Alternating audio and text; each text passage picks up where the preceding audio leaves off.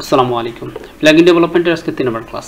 আজকের ক্লাসে আমরা ছোটখাটো একটা প্লাগইন তৈরি করব, তাহলে আপনাদের কনসেপ্টটা আরো ক্লিয়ার হয়ে যাবে। ওকে, তো এইভাবেই মূলত আমরা সামনের দিকে আগাচ্ছি, অ্যাডভান্স দিকে আগাবো একটু করে। তো অলরেডি আমাদের একটা প্লাগইন, বেসিক প্লাগইন তৈরি করে আপনাদেরকে দেখিয়েছিলাম। তো এইটা এই অবস্থায় থাক, এখানে আমরা আর হাত দিব না, আমরা নতুন করার একটা প্লাগইন তৈরি করব। তো প্লাগইনটা কি প্লাগইন তৈরি করা যায়? আচ্ছা, র্যান্ডমলি জাস্ট আমরা একটা ওয়ার্ড কাউন্ট নামে একটা প্লাগইন তৈরি করে দেখাই, বেসিক লেভেল, একদম বেসিক লেভেল। তো ওকে ফাইন, আমি শুরু করি তাহলে। আমি নর্মালি এখানে একটা ফোল্ডার নিলাম, ফোল্ডারটা জাস্ট রিনেম করব, আমাদের কাঙ্ক্ষিত প্লাগইনের নেমের সাথে দিব জাস্ট ওয়ার্ড কাউন্ট COUNT।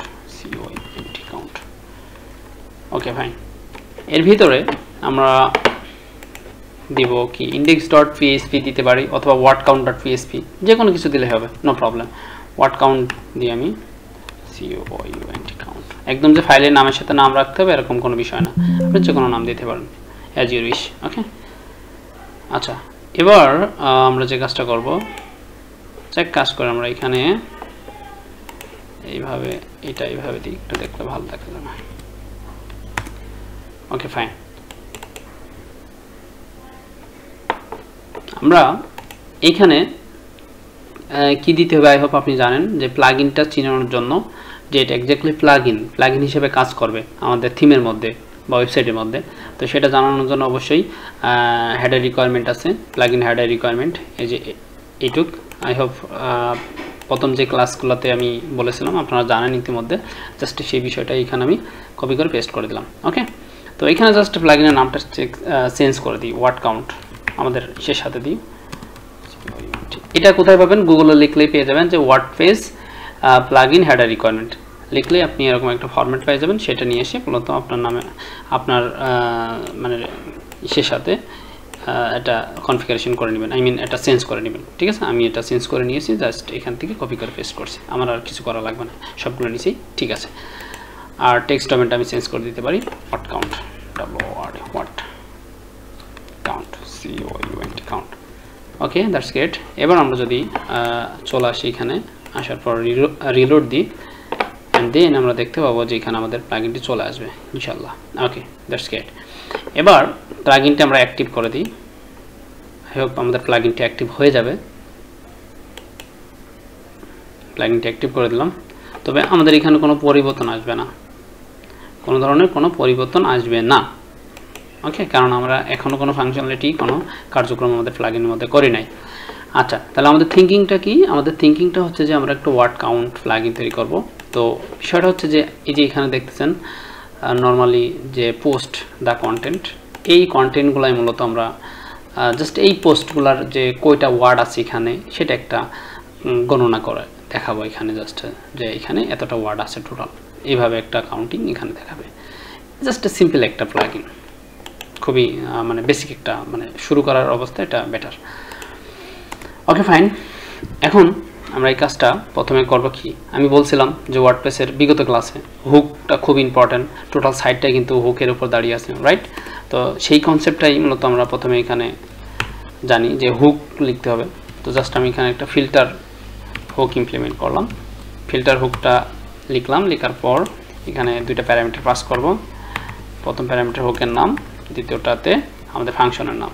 তো ফাংশনের নামটা আমি আগে লিখি, word count function, word count function. এখানে আরো সুন্দরভাবে নাম দেওয়া যায়, থিমের সাথে সামঞ্জস্য রেখে নাম দেওয়া যায়, সেটা আমরা পরবর্তীতে স্টেপ বাই স্টেপ দেখবো। হ্যাঁ, ওকে ফাইন, এখানে ফাংশন লিখলাম এই ফরম্যাটে আমরা।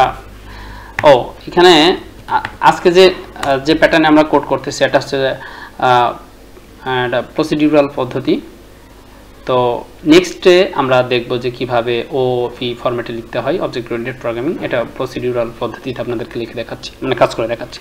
ওকে, বলে রাখা ভালো, তাই জাস্ট বলে রাখলাম। আচ্ছা, এখন এইখানে মূলত কোন হুকের নামটা দিতে হবে, আমরা তো ফিল্টার হুকটা ইমপ্লিমেন্ট করছি, তাই না? তো এখানে কি হুক আমরা এখানে দিব, তো আমরা কাজটা করতে চাচ্ছি কি, আমরা কাজটা হচ্ছে ওয়ার্ড কাউন্ট করতে চাচ্ছি, যে এগুলো মূলত কাইন্ড অফ কন্টেন্ট, তাই তো, কাইন্ড অফ কন্টেন্ট, এটা কন্টেন্ট। তো এই কন্টেন্টগুলোই মূলত আমরা কাউন্টিং করতে চাচ্ছি। তো সেই ক্ষেত্রে আমাদের এখানে বলতে হবে যে দা কন্টেন্ট নামে একটা হুক, বিল্ট ইন হুক ওয়ার্ডপ্রেসের মধ্যে অলরেডি করা আছে, এই ওয়ার্ডপ্রেসের মধ্যে করা আছে, সেই হুকটার নাম হচ্ছে দা কন্টেন্ট। সেই হুকটাই মূলত আমরা এখানে লিখবো, তাহলে মূলত আমরা ওখানে ওইটা কাউন্ট করতে পারবো, আদারওয়াইজ আমরা কাউন্ট করতে পারবো না। ওকে, আচ্ছা, দা কন্টেন্ট, ওকে ফাইন, আমি দা কন্টেন্ট লিখে দিলাম হুকের নাম। এবার আমাদের এটা কাজ হবে। এবার সেকেন্ড মানে মানে সামনের দিকে আগাবো আমরা। এখানে আমরা কি করতে পারি, এখানে হচ্ছে গিয়ে একটু থিঙ্কিং করি। থিঙ্কিংটা হচ্ছে যে এই যে দেখেন এইখানে যে মেনু দেখতেছেন, এটা কাইন্ড অফ লোগো, তারপর টাইটেল, এই কমেন্ট টমেন্ট, এখানে যা আছে, যে কন্টেন্টগুলো আছে সবগুলো কিন্তু একটা HTML কোড দিয়ে কিন্তু এখানে তৈরি করা। সেটা দেখানোর জন্য জাস্ট এই লাইনটা আমরা যদি দেখতে চাই, জাস্ট ইনস্পেক্ট লিমিট করি। দেখেন আমি একটু বোঝাই আপনাদেরকে। সেটা হচ্ছে যে ইনস্পেক্ট লিমিট করার পর দেখেন এটা কিন্তু প্যারাগ্রাফ ট্যাগের মধ্যে, রাইট, পি ট্যাগের মধ্যে। উপরেরটা দেখেন এটা ক্লাস, তারপর হেডিং টেডিং সবগুলো এক একটা ট্যাগের মধ্যে মূলত এখানে দেওয়া রয়েছে, HTML ট্যাগের মধ্যে। তো এখন আমরা যখন কাউন্ট করব তখন কিন্তু এই HTML ট্যাগটাও কিন্তু কাউন্ট হয়ে যাবে। তখন বিষয়টা কিন্তু আমরা প্রপারলি আমরা কাউন্টটা করতে পারলাম না, কারণ আমরা চাচ্ছি যে এখানে যে টেক্সটটা ভিজুয়ালি দেখাচ্ছে এইটাই তুমি কাউন্ট করো। তার জন্য মূলত আমরা কি করতে হবে, যে আমাদের HTML ট্যাগগুলো রিমুভ করে ফেলতে হবে সর্বপ্রথম, অ্যান্ড দেন আমাদের এটা কাউন্ট করার একটা ফাংশন ইমপ্লিমেন্ট করতে হবে। তো সেটা করার জন্য যে আমরা কি করতে পারি, যে প্রথমে আমরা HTML ট্যাগটা সরিয়ে ফেলবো। ওকে ফাইন, আমি এখানে একটা রিমুভ HTML বা HTML রিমুভ, ওকে, যে কোনো নাম দিতে পারেন এখানে। এটা হচ্ছে একটা ভেরিয়েবল। তো HTML রিমুভ, এটা PHP এর একটা ফাংশন আছে, সেই ফাংশনটার নাম হচ্ছে যে strip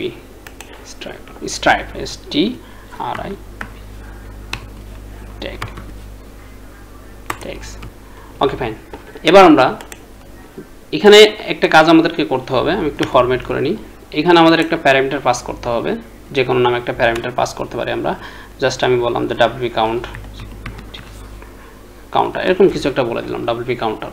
তো এই প্যারামিটারটার মধ্যেই মূলত আমাদের এটা দিয়ে দিতে হবে, কারণ এটা পরবর্তীতে আমাদেরকে অবশ্যই রিটার্ন করতে হবে। বিকজ অফ এটা হচ্ছে, আমি এখানে একবারে রিটার্ন করেই দিই, আমাদেরকে এটা রিটার্ন করে দিই। আমি এখানে এটা রিটার্ন করতে হবে যে ফিল্টার হুকের ক্ষেত্রে মূলত রিটার্ন করতে হয়। এই কনসেপ্ট আপনারা মাথায় রাখবেন যে ফিল্টার হুক ইমপ্লিমেন্ট করলে এটা প্যারামিটারটা রিটার্ন করে দিতে হয়।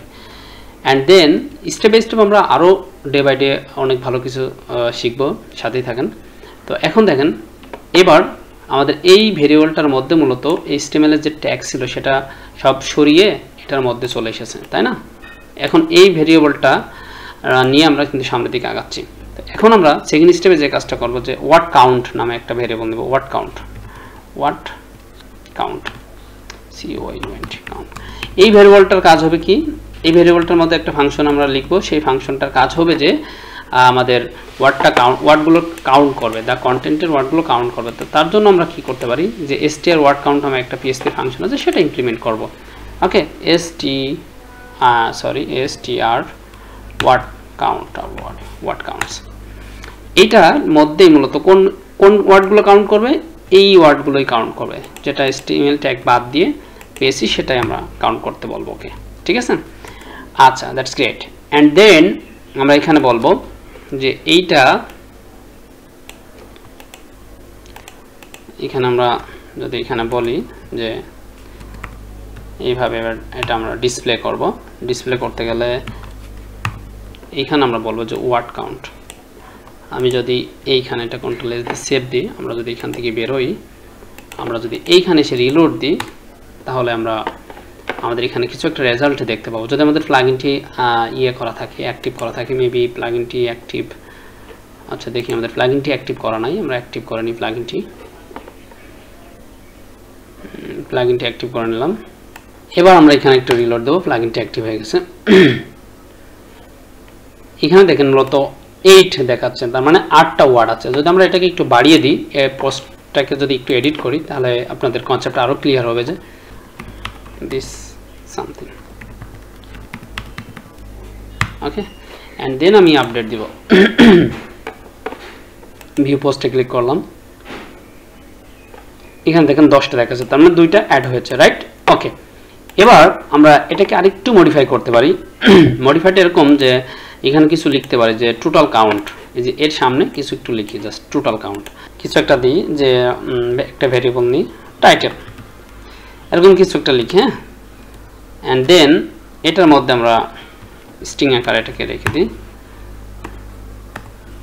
ওকে সরি স্ট্রিং আকারে এটা রেখে দিলাম অ্যান্ড দেন এইটাকে মূলত আমরা এইখানে দিব এখানে দিলাম দেখেন এখানে মূলত আমাদের একটা ঝামেলা হচ্ছে সেটা হচ্ছে যে একটা এরর শো করতেছে তো এইটাকে আমরা এই পাশে ব্র্যাকেটের কারণেই মূলত আমাদের এররটা শো করতেছে আচ্ছা এটা এইভাবে আমরা এখানে এটা দিয়ে দিই এটাকে কমা এখানে দিয়ে দিই তো এইখানে এটা শো করবে না তো এটাকে আমরা আরেকভাবে দেখাবো সেটা হচ্ছে যে আমরা এখানে এইভাবে রেখে তো প্রথম আমাদের টেমপ্লেট স্ট্রিং এর মতো হ্যাঁ তো আমরা পার্সেন্টেজ এস দিয়ে যে প্রথম রেজাল্টটা আমাদের শো করবে দেওয়ার পর এখানে আমরা একটু ক্লোন দিই যাতে এই রেজাল্টটা এখানে এইভাবে দেখাবে জাস্ট এখানে ওকে অ্যান্ড দেন আমরা সেকেন্ড আরেকটা দিই যাতে আমাদের এইটা শো করবে এই একটা এই দুইটা তো পার্সেন্টেজ 1 প্রথমটা পার্সেন্টেজ 2 দ্বিতীয়টা রাইট ওকে